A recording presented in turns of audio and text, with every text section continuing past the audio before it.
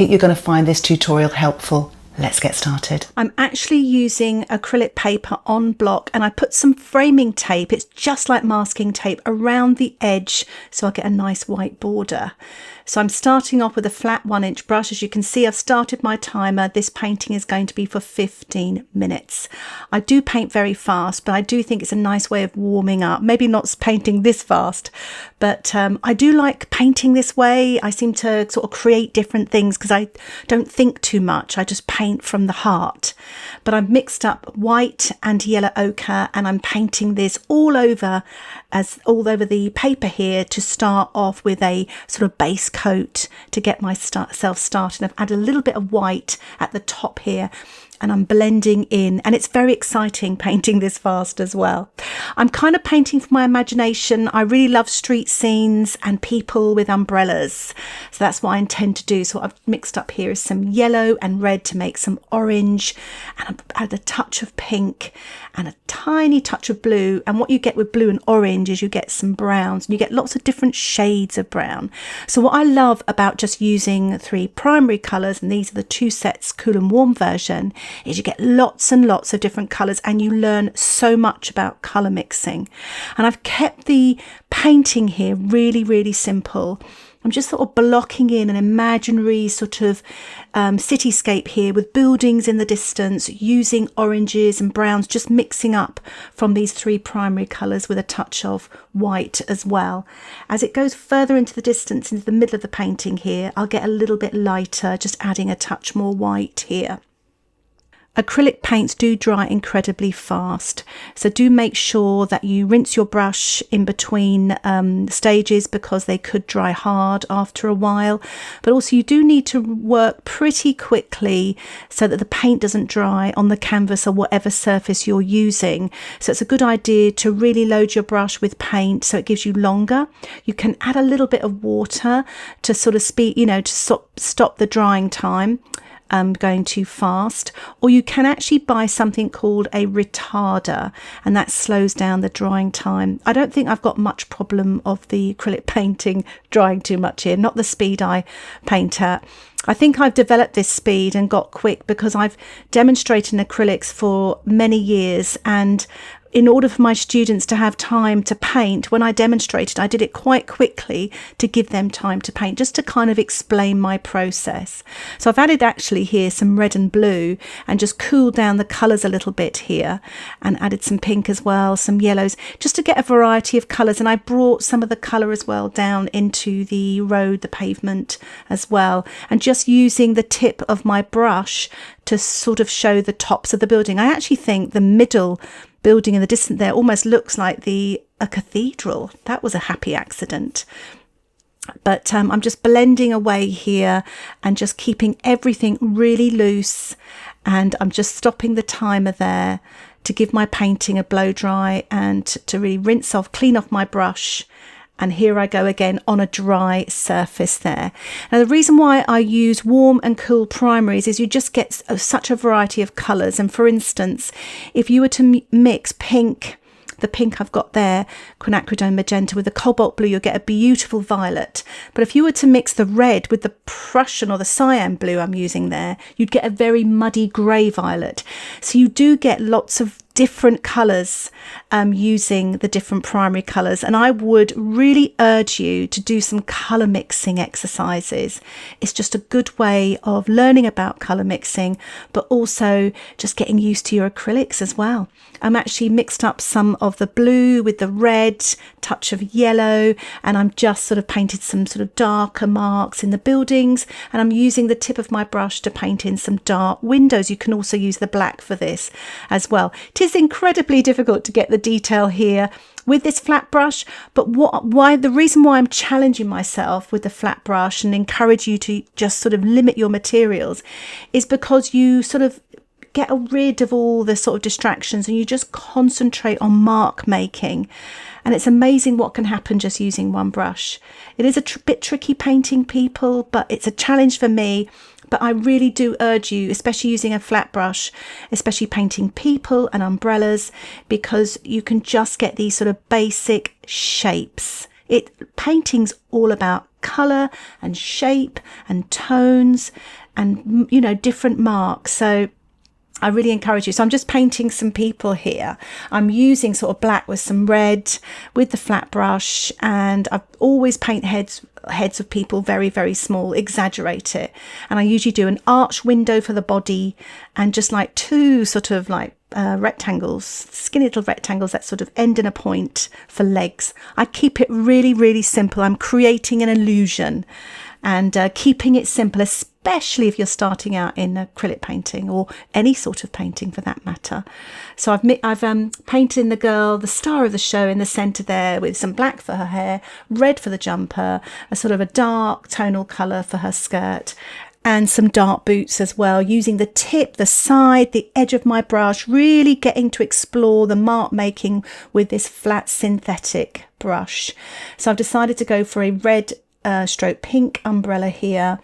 I'm not worried, as you can see, I'm not worried about getting really tidy edges. I'm being very expressive with my brush marks. You know, I'm painting. I'm not sort of filling in a colouring book exercise, not wanting to go over the edge. I'd like to encourage everyone to express themselves with marks and just see what happens. You know, yours may not turn out anything like mine. And if I did this again, mine may be very different as well. And also, if I didn't give myself a timer, I might have got a little bit tighter because the time is sort of ticking away here, and I've sort of limited myself with brush and colour. Different things are happening. I'm having to kind of think, I can't put that in. That's too busy. That's too detailed. So, you know, you get different things out of yourself and you start to think about different ways, different aspects, different things that are important in the painting. One thing I will say is I've cut a little bit out here and there, but I really rinse the brush. I have to touch the bottom of the little, I just recycled a little bottle there, plastic bottle, but really sort of push the brush against the bottom of that, because acrylics, you really want to try and get the paint off the brush, and do keep changing your water regular. It's really important. I've just put a little bit of reflection underneath the people that I've painted there as well. So I've mixed up a bit of yellow and blue here. I'm trying to vary the colours of the clothing. I'm not quite sure if everyone's walking around town with these colours on, but it just makes for a very sort of bright, interesting painting and fun to do. But as you can see, again, I just do little arch windows or soft long rectangles with soft sides for shoulders, and sort of literally just using the tip of the brush for the legs to sort of block it in and just make sure you get points at the end. And just say to yourself, no neck, no hands, no feet, no features. And for little people, so that they kind of look realistic because they're in the distance. Your mind, your imagination makes up for the blanks.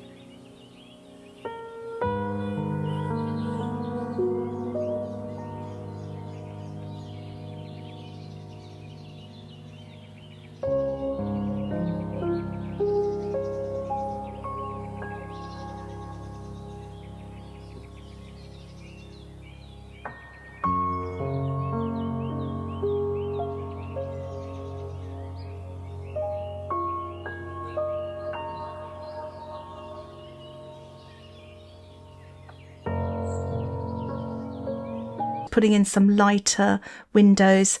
I've got just under 2 minutes here, so I'm just putting in the lights. With acrylics we work dark to light, so I'm putting in lights and details, and it's a nice way of working. You know, you block in your main sort of areas and you just sort of build up from large to small. I always think of it that way, so don't put any details at the beginning.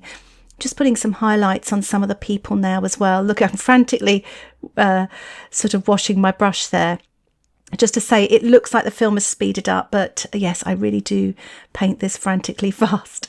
I'm actually thought it'd be quite nice to put some sort of highlights on the road as well, in between the people. And just adding these highlights really does finish off the painting nicely. It's like the lights reflected there on that shiny wet pavement there. I'm just using the 1-inch flat brush with the white and yellow acrylic mix there. So just keep it really simple. I've literally got about 40 seconds left, and I always just use the very light paint, the white and light paint at the end. Tidying up a few things there. I do love to finish my paintings with a spatter, so I'm just added some water to the white, spattering the sort of foreground. They're splashing through puddles, that's my excuse. So here is the finished painting. I really hope you enjoy this tutorial and that inspires you maybe to have a go at painting and challenging yourself to do it in a set time with just one brush and a handful of colours. So I really hope you found that tutorial helpful. Just give it a go. You may surprise yourself. Thank you so much for watching. Happy painting. Bye for now.